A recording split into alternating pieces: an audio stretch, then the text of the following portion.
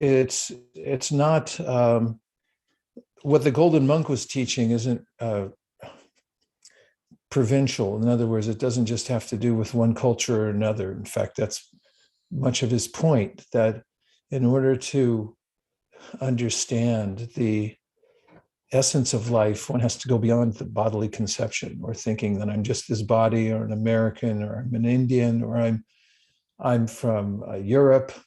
I'm man, woman, cat, dog, actually, or something beyond that. It's a transcendental science that he taught. And his main purpose was to make sure that everybody could practice it, no matter what culture they came from. In fact, he even passed it on sometimes to animals, as was brought up in his biography that was written after he left. So we're going into his teachings more today, and it's giving some of the foundation to what he taught. And we'll begin this morning with a little bit of centering, because it helps in the day-to-day activities, doesn't it, to become a little bit aware that we're not our bodies and to take a moment to get balanced. So if you will, sit up a little straighter than you were a couple seconds ago, and then bring your attention to your breath and close your eyes and breathe. And you might think of your breath as a sustaining force. There's air all around us, and there's air within us inside. It's called prana. It's what moves all the various organs in the body to work in a certain way. We're dependent on it. And thinking about our breath and how dependent we are walking around this universe, we're not the controllers. It's very helpful to get centered in our real identity as being a small part of the complete whole. So notice how your exhalation is taking out any of the unneeded substances from your body. And inhaling, you're taking in new energy to keep the body and mind vibrant. And just be appreciative for a moment that you're able to breathe.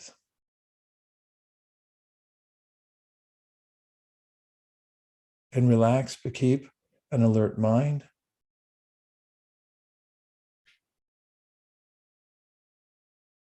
And according to the Vedas, ancient yogic texts, there's a way to bring one's attention to the spiritual center of the body, the heart chakra, and that's by mantra. So one of the first mantras, or the first mantra, is Om. It's two syllables. One syllable, pardon me, two letters, O-M. And just for a moment, we can try together behind muted mics, vibrating the syllable Om 3 times. So I'll say, and then if you wish, you can follow along.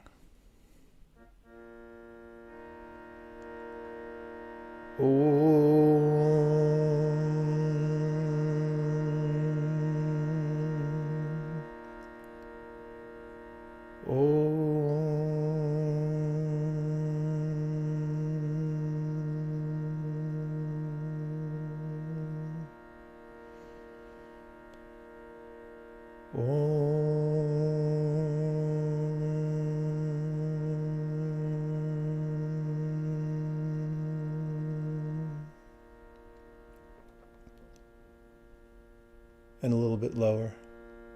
Om.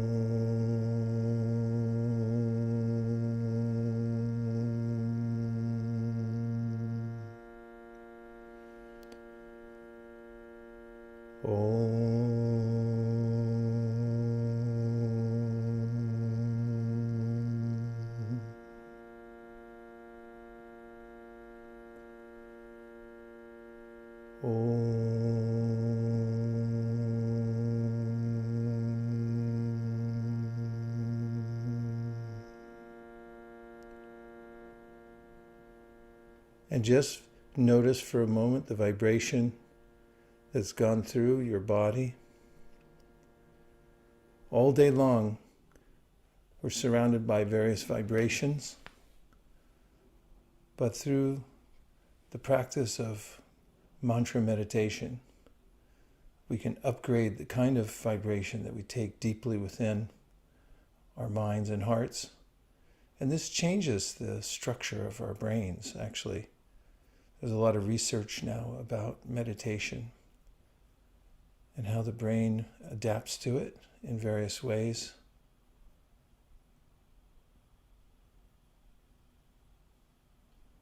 And bring your attention back to your breath.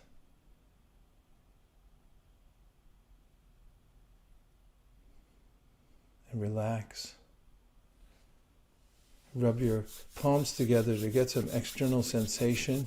Open your eyes and come back into the room. So, this Om is a gateway.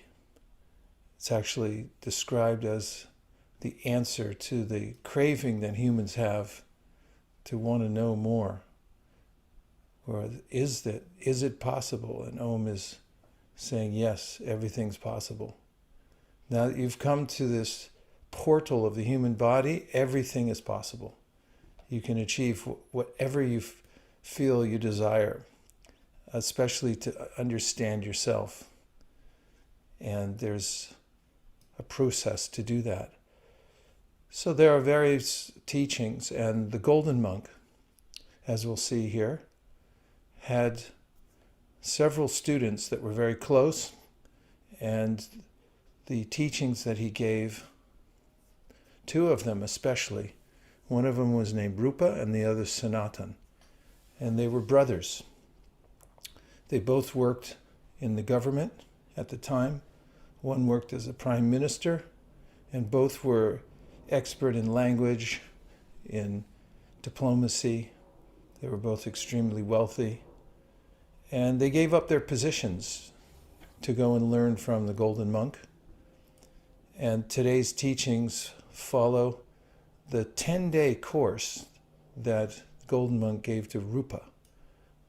And he spoke to him continuously for 10 days, and the teachings that he learned, did Rupa, were written down in many of his books and passed on to his students, and it comes down in a chain of teachers.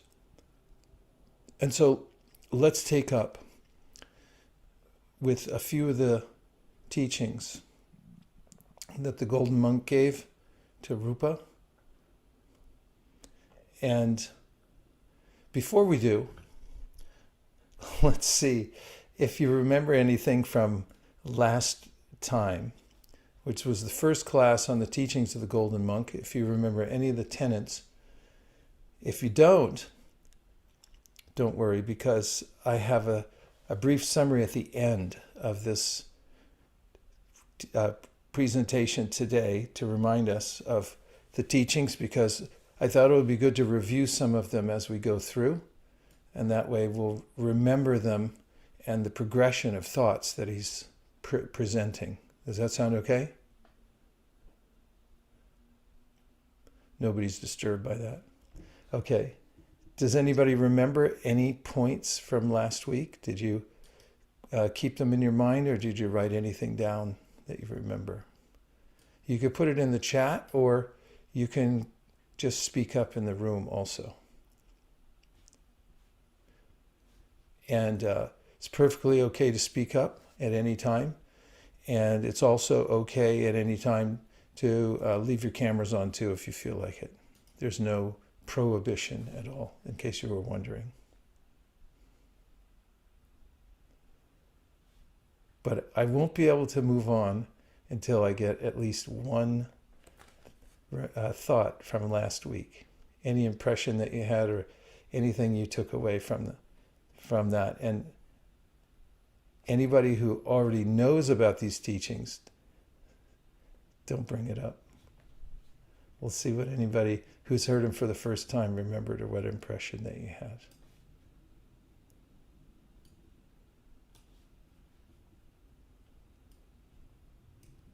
Anything you can maybe put in the chat or unmute yourself and say.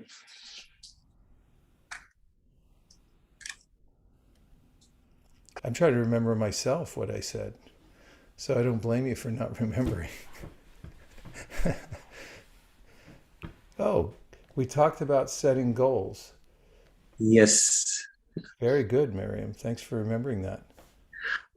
There was one image which was very contrasting. It was a little funny too. I don't know if anyone remembers that image. There's Tell somebody. us, because I don't remember myself. Yeah, I'm just trying to curious if anyone. I think it was related to incompatibility. There was some image, Okay, I but give up. What was it? I think it's trying to put in a plug in a socket. Oh, right. We talked about how we're incompatible with the material energy. We're spiritual beings, we're in a material body, and we have to interact with the world. And there was a person with a plug that obviously wasn't going to fit the socket, and he had a bewildered look on his face, right? Yes, yes. I could relate to that one. Yeah. Essence is through mantra meditation we can attain peace. Nice, SN. Rajesh says incompatible with this world. Yeah, that's what it was referring to. Yep. We Okay. also talk about the two world of material and the spiritual, like the tree and reflection of the tree in the water. I'm in. Right. Way to go. Yeah.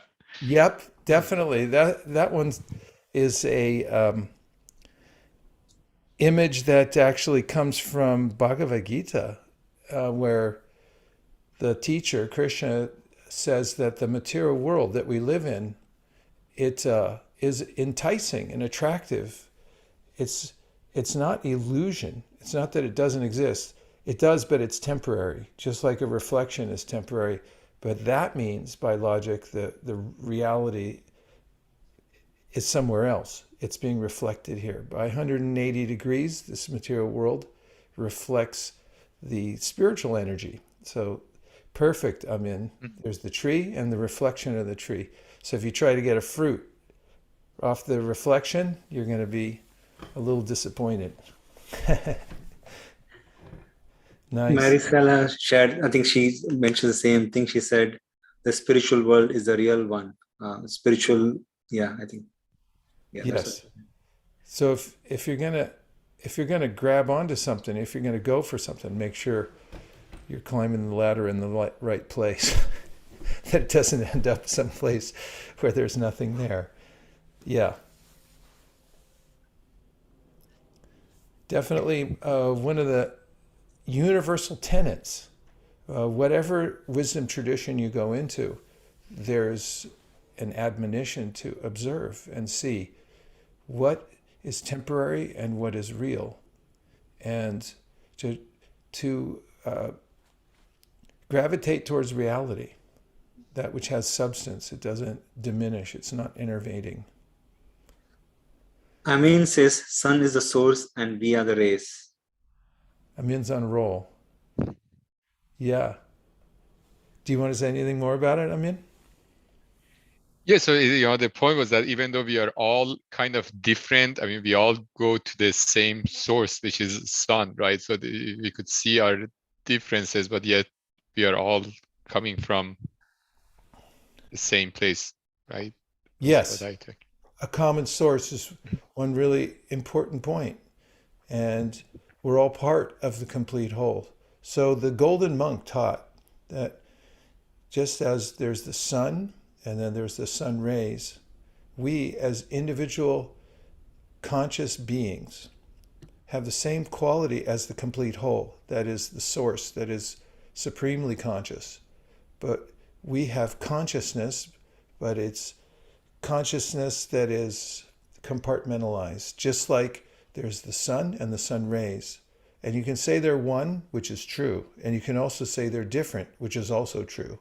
So the golden monk taught that we're simultaneously one and different. We're simultaneously one and different.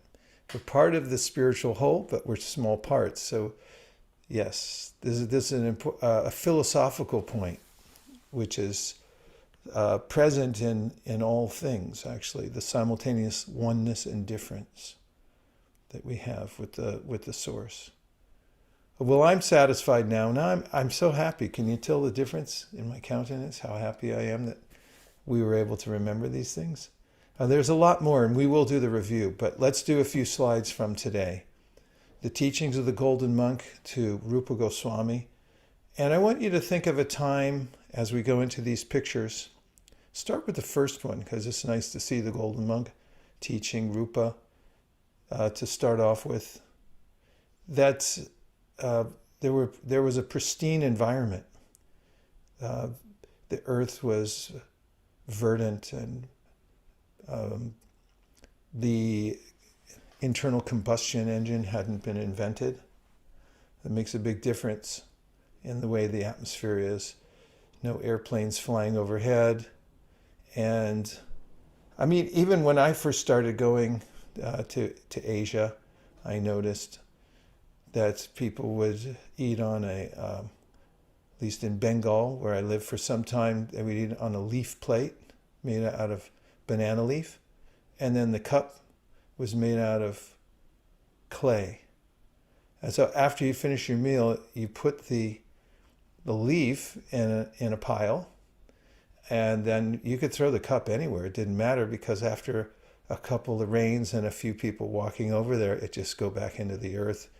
And the cows would come over, lick the plate, a few other people. It was like a biodegradable society. And so I'm just taking us back to the time when Chaitanya, or the Golden Monk, was teaching Rupa. And it was very peaceful, beautiful, and an undisturbed environment. So they went to a very peaceful place, and Rupa was so intelligent that he remembered everything that the Golden Monk told him. And later, for the sake of codifying it, he wrote it down in many different manuscripts that got published and passed on, and many of them are available even today from Rupa. Okay, now that we've set the scene, here were the beginning teachings. Now you might remember that Rupa had approached in a very humble mood, and even though he was so qualified materially, he presented himself as being empty, and please teach me. And so the Golden Monk began to tell him. First thing was about devotional service, means the practice of bhakti yoga. We all have some work to do in various ways, but the Golden Monk was saying the best thing we can use our senses for is for service to the Supreme. And he said that kind of service, he called devotional service or bhakti yoga, is like an ocean. And he told Rupa that there's no measuring this ocean's length and breadth. It's unlimited, unlimitedly deep, the philosophy and the feeling that you get from it. So he said, he's just going to describe one drop of it. And this is kind of an important point when we think about a drop and how he wanted him to taste it. If you can taste the one drop and see how nice it is, then you'll think, well, what's the ocean like? And it's important too, because as we see a jar of honey here, you can have a jar of honey if it's closed up tight and you just lick the outside, then you're not really satisfied. You know there must be something nice inside, but you actually have to get it. And if you can get one drop, you can understand that it's sweet and it's really nice. So there has to be, in any spiritual practice, a taste. And so what the Golden Monk was saying was that you have to taste it. He wanted his student to actually taste how nice it is.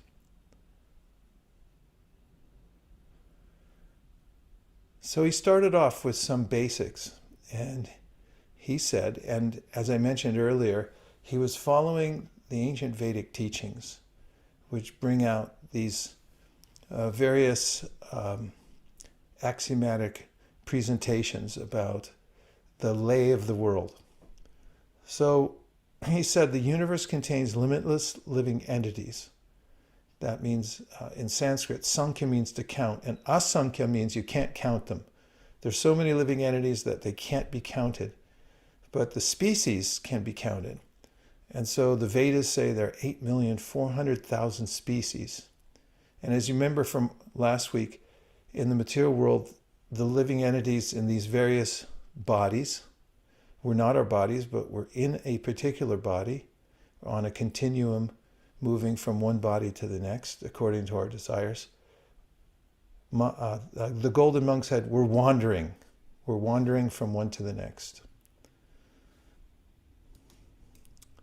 So if you observe the various species, 8,400,000 human, there's 400,000 human, 900,000 aquatics, 1 million species of birds, 2 million trees and plants, insects, reptiles, 1,300,000, and quadrupeds, 3 million.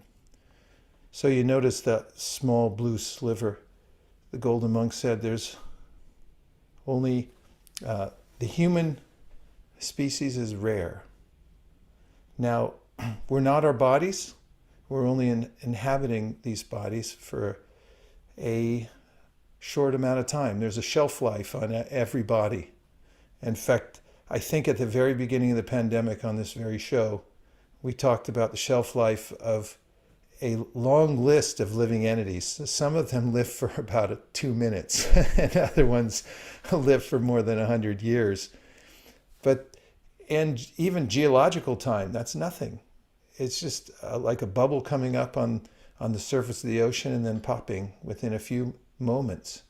So the golden monk was pointing out that there are various species, and then he talked about how, as I said in the very beginning, that the human species is a kind of vehicle.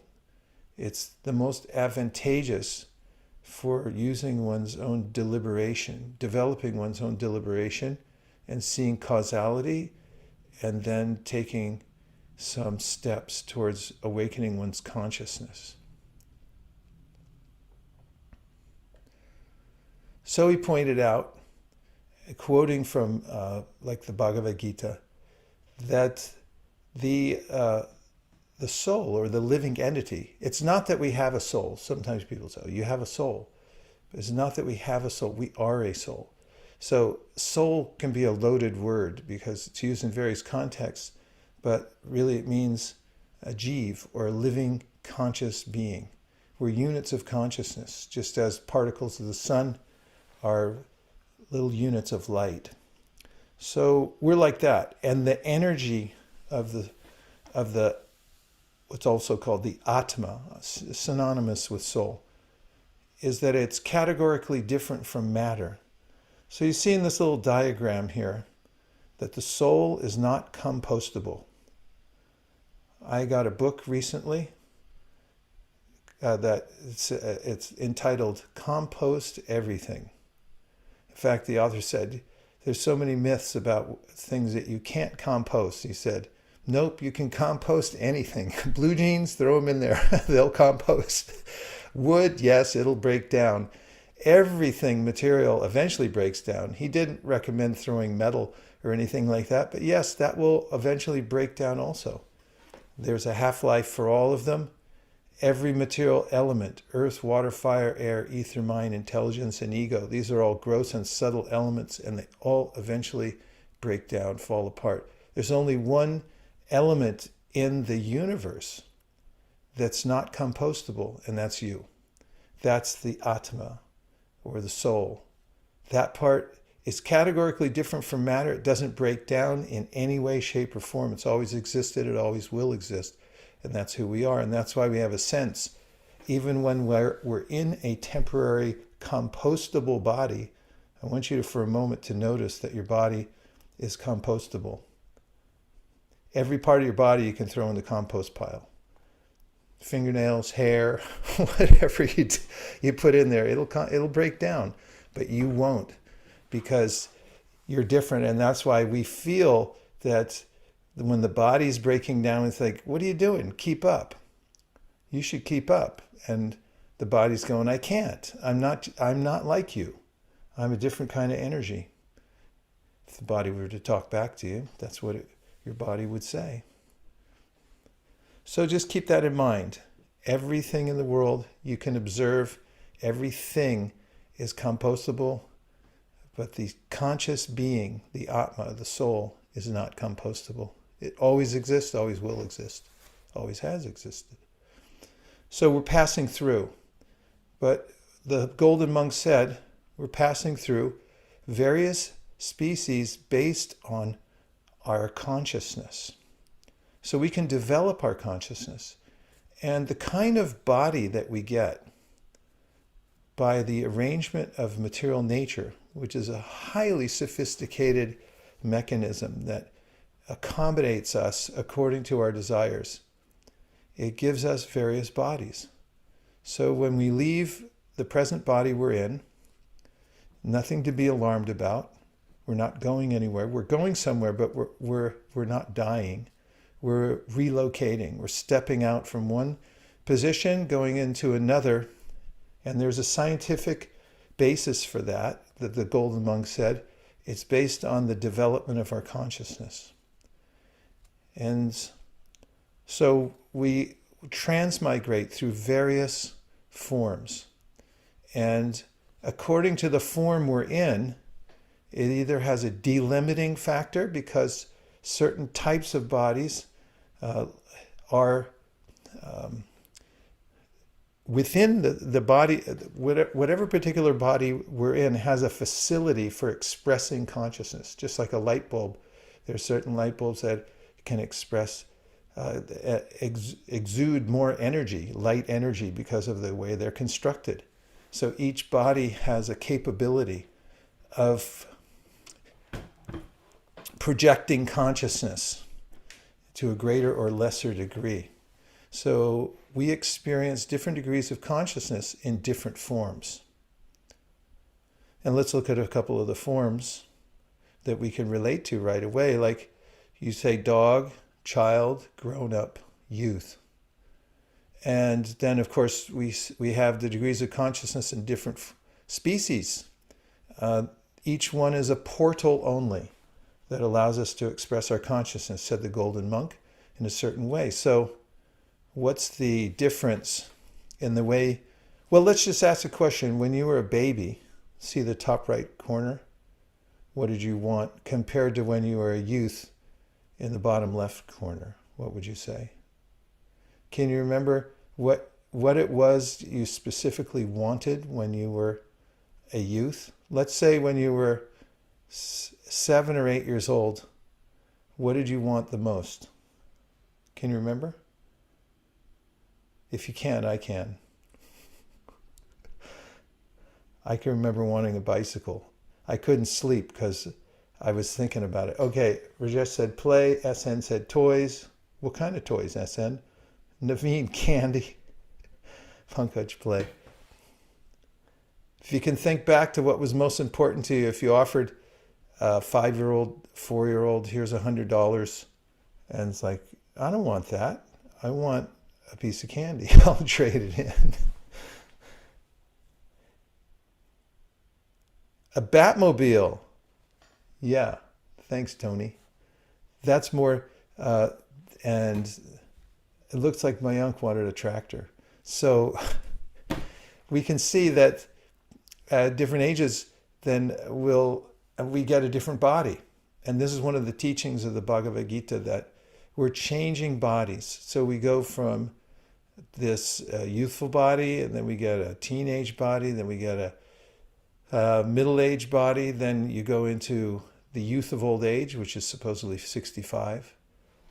Isn't that nice? The youth of old age. And then you go into an older body, and in each one of those bodies, we have different expression of desires and so forth. Of course, we can develop our consciousness in any of those bodies. It's altogether possible. But the golden monk's point was that we are delimited by the particular body we have to a certain extent. It's the body we've taken on in this life. Let's just see if there's any reflections since we're already in the room here so far. And I'm trying to manage the clock properly here so we don't blow the game. So does anybody have any thoughts so far? Any reactions that you'd like to express from what you heard? It makes it fun when you kind of just react and reflect back. What did you hear?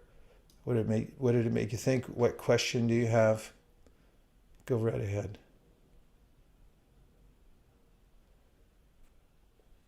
Rajesh has a question or has a reflection. Yeah, I was looking at the chart of 8 million, I think, species, and when I was thinking humans are so small, the numbers is so small, but we were the one who really wanted to dominate everything.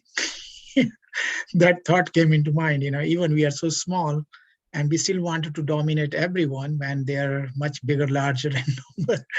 So I don't know. That's just thought to share.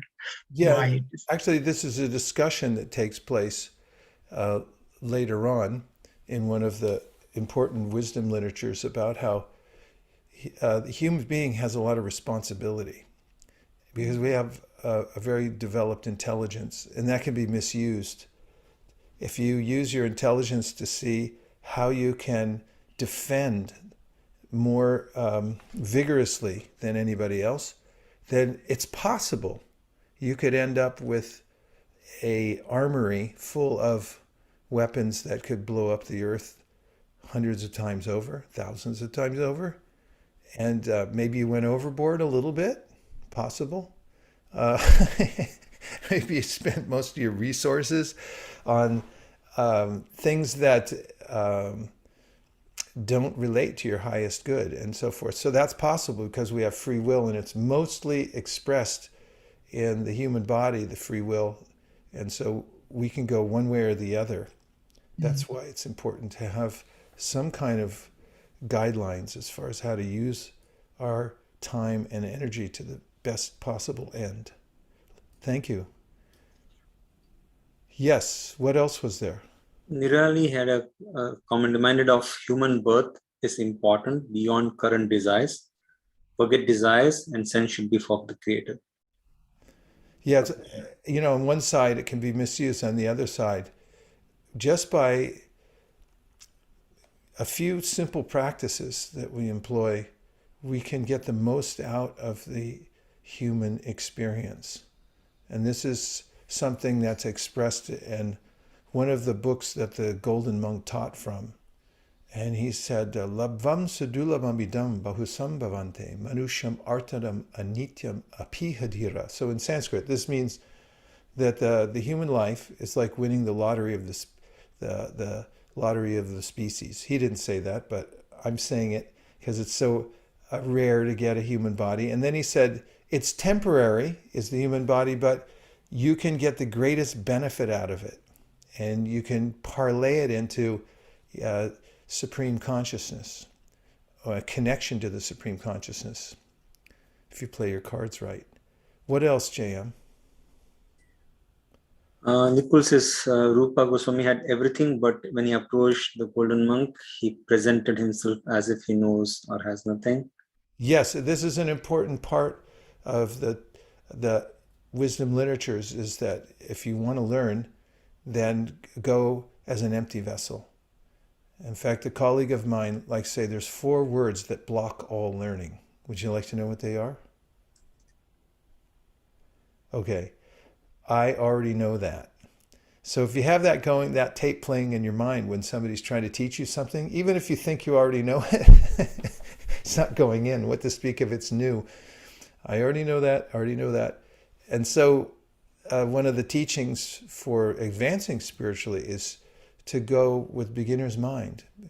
Go as a neophyte, somebody who doesn't know anything. Looks like there's a question mark on the board too. Yeah. I noticed it from way back here.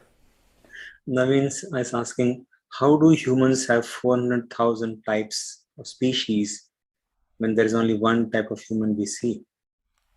Yeah, they're divided in various ways, combinations and permutations. The Vedas have intricate ways of making categories and divisions, Sankhya, counting. And also, the Golden Monk pointed out that it's a big universe. Okay, a couple more slides because I'm burning up clock, and then we'll come back to it.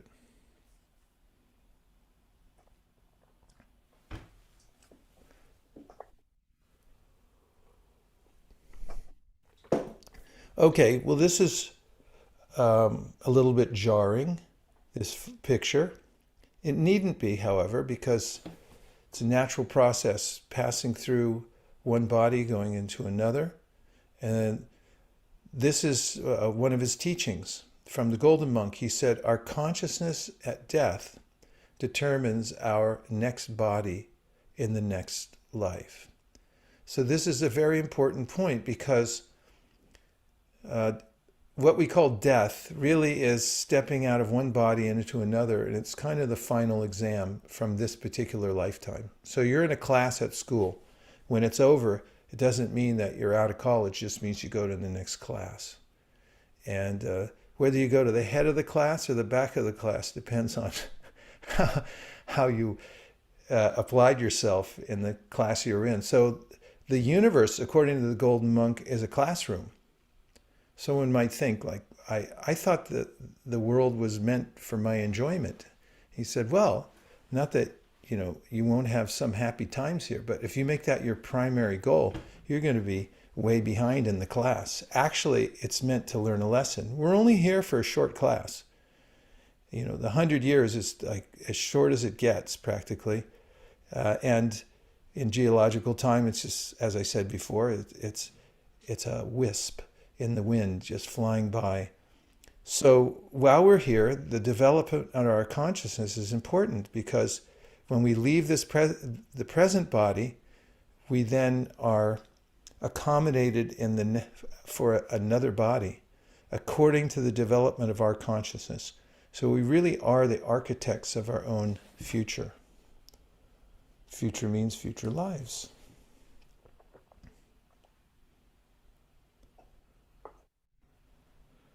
So out of millions of humans, he said, did the Golden Monk, very few are serious about spiritual advancement. I don't know what this is, this event, but if I had to guess, it could be a sporting event. Who knows, maybe it's a spiritual event, but there are many, many distractions and ways of whiling away one's time. And generally, the Golden Monk said, the masses are carried away by various kinds of endeavors that have nothing to do with developing themselves spiritually. So it's very rare. JM, there's more questions coming on the board. I'm always attracted to question marks. It's the most powerful punctuation mark in any language. It's like a hook.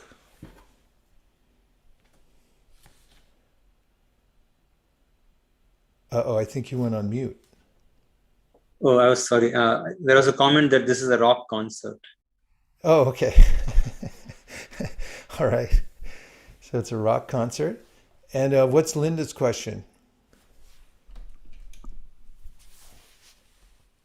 Linda said, if we go from one body to another, when we die, will we ever see our loved ones again? Well, would you like to? I suppose so, that you'd like to.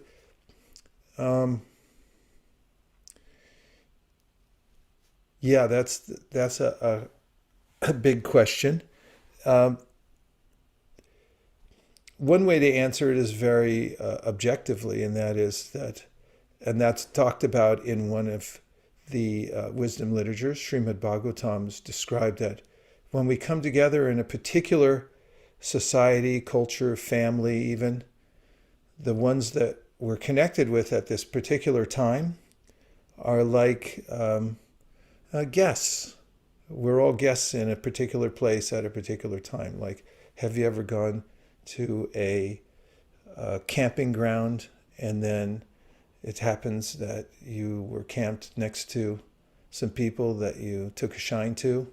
So then the 3 campgrounds near you turned out to be like-minded people and you all went to the campfire and you sang the campfire songs, and then you got to know each other. You had some meals together, and felt like these are kindred souls. I love them so much after 3 days. And then you each got in your separate Winnebagos or Volkswagen vans and drove off. One went to Chico, the other one drove to Mount Shasta, another one drove to Iowa, another one all the way back to New York, different destinations. So one of the teachers gives this objectivity that the families, societies that we come into, it's temporary. When we leave this body, well, we've made an acquaintance, but we're driving off in another direction. And we've really come together because of an arrangement called karma. We have a similar kind of destiny that intersects at a certain point, but then we move on in another way. Tony likes the van analogy. Okay, let's see a few more slides. Yeah. Is it okay to just make a quick announcement? Yes, please. Yeah. So thanks everyone for last week, those who dropped in a note. I mean, as I mentioned, we have the Festival of Inspiration coming up next Sunday, not this Sunday, but the next Sunday, January 30th. Yeah, we are pretty excited. Lots of preparation going on for presenting mantra music, talk, as well as vegetarian lunch.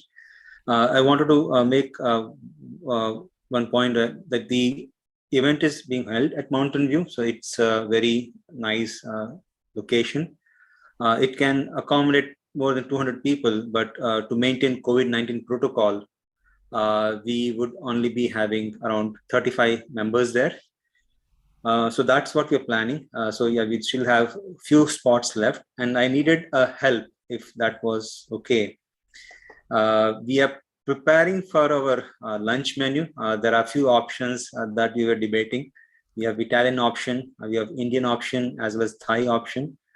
If it would be okay, if you can maybe vote for what my lunch menu would you recommend, that would be helpful.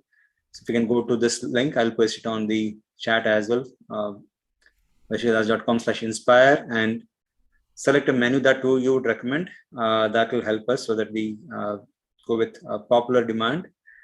And yeah, I mean, if you can come, that would be great.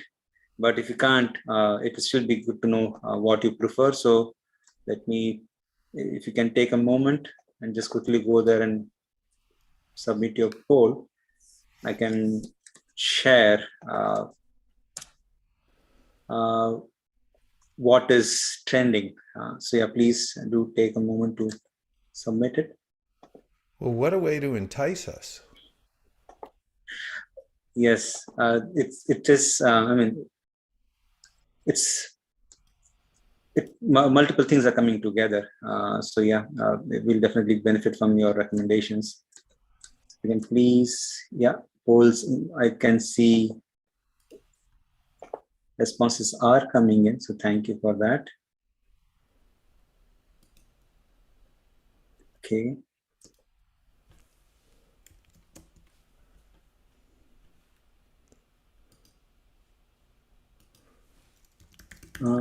Thank you. Just few more.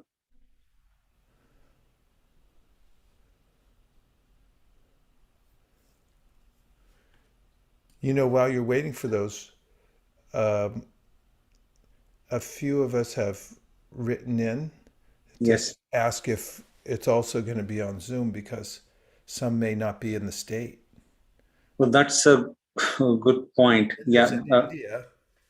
And Miriam also said outside the Bay Area and so forth. Yes. Okay. I didn't think of that, but thank you for bringing it up. Let me discuss and see if we can arrange for it to be live too. Yes, definitely. That'll be great. Yeah. We'll explore and confirm. Yeah. Okay. Explore and confirm.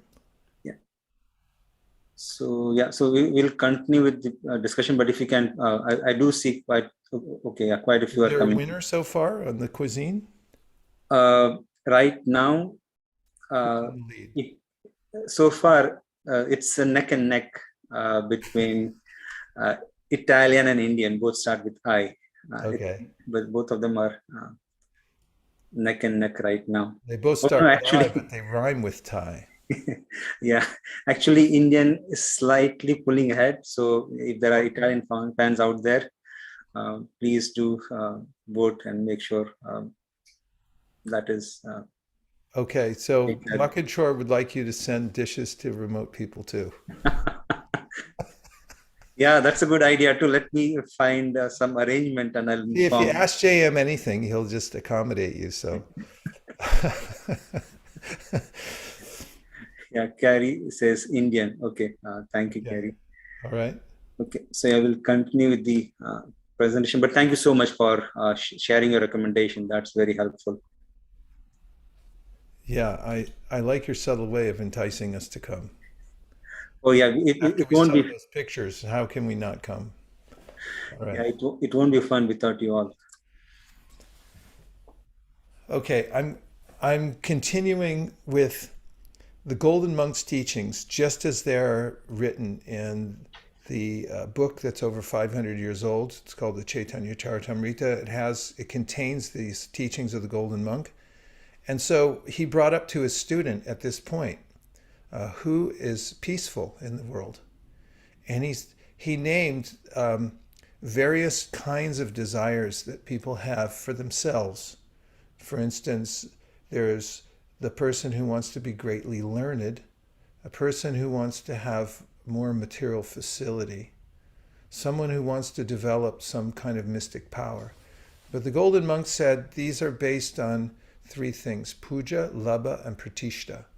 He said most people have a desire to aggrandize themselves or satisfy only themselves. And so puja means they want to be recognized and they want to be known. Like if they're learning, it's like, yeah, I want to be known as the smartest person, or I have the degree on the wall, so I'm better than others.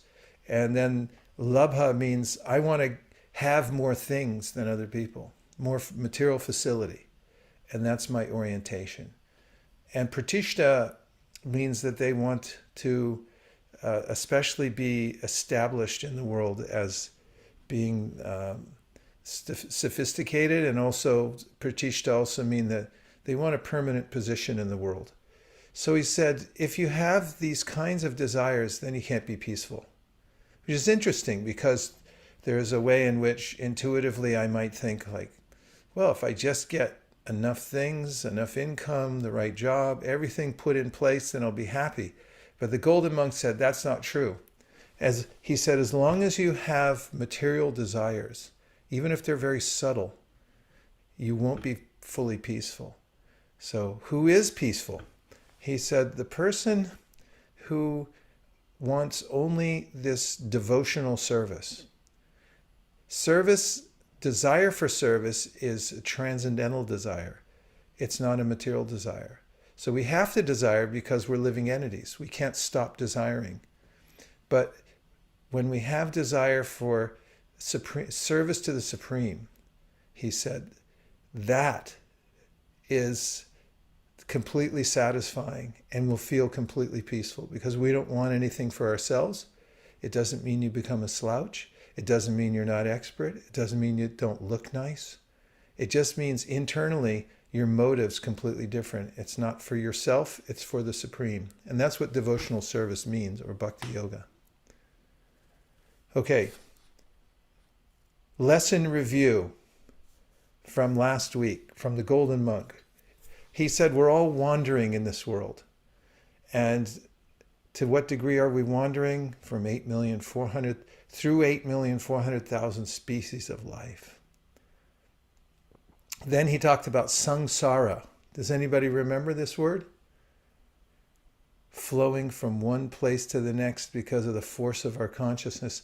And he said it's like an ocean where we're getting thrashed over and over again, having to restart one life after the next. This is called samsara, the Golden Monk taught. And he said we're drowning. Does anybody remember the Bengali word onomatopoeia? for drowning? If so, you can unmute and say it. Hey, pretty good. Abudubu. Habudubu. If you say it 3 times, habudubu, habudubu, habudubu, Habudubu, habudubu, habudubu. it's bubbles coming up. And so, in the context of this, the golden monk taught that actually we're drowning in this ocean of samsara. So he said the human life is a chance to come out of that drowning pool. And our position as little units of consciousness is we're marginal. You might remember this, marginal, because we can identify ourselves either with the material energy, which is inferior, or the spiritual energy, which is superior. One is the reflection, and the other is reality. So when we identify with, stay on that animal one, I feel really peaceful when I see it. When we identify with the material energy, then we feel that we are material, but we're not. And that's when our anxiety begins. Because we start thinking we're going to die, we start thinking we're actually being destroyed, we're growing old, and so forth. However, if we identify with the spiritual energy, then we come back to our real consciousness, our awakened consciousness. Okay, next one was that something we discussed. Our source is like the sun. We are like rays of the sun. It's just a metaphor. But we come from a conscious source, a supremely conscious source, and we're individually conscious and parts of that. So we're simultaneously, in quality, we're the same. In quantity, we're minute compared to the infinite. And then the 2 worlds, which is something Amin brought up very nicely in the beginning. In this picture, he remembered. There's material and spiritual. This one that JM brought to our attention, my favorite picture. It just doesn't fit. And then he came into the spiritual teachings and he said that, did the golden monk, that when you come in contact with somebody who already has this spiritual momentum and quality to their life, it's like a seed gets planted in your heart. And you start thinking, as Apple used to say, think different. You start thinking differently. And that's when the seed is planted in your heart. So you get this desire. It's like, there must be something more. And then he said that there's a way to make that seed grow. And it's called Shravanadi Jal. And that word, Shravana, means to hear. And Adi means there are other bhakti or devotional service practices, which are jal, they're water. That's the word for water in Bengali. So you water the seed by these devotional practices, some of which we'll be doing at the Festival of Inspiration that we're having in Mountain View. Not this weekend, but the next on a Sunday. And then he said, he told Rupa, you have to defend your creeper, because when it's very small, there's lots of ways that predators can eat it. Little vegan snails will come along, eat the whole thing. You could accidentally, someone can come and step on it for you if you allow them. So you have to put up a little fence while you're growing spiritually. Defend your creeper, and you have to weed the garden. Because even as you're watering a seed, there's lots of other plants that are opportunistic, and they'll come in and they'll say, yeah, me too. And they'll start to grow up. So you have to learn the difference between the devotional plant that's growing and the weeds that grow up around it. And there's, as I said, and we'll go into this at another time, there are a long list of weed-like desires that can grow in the heart.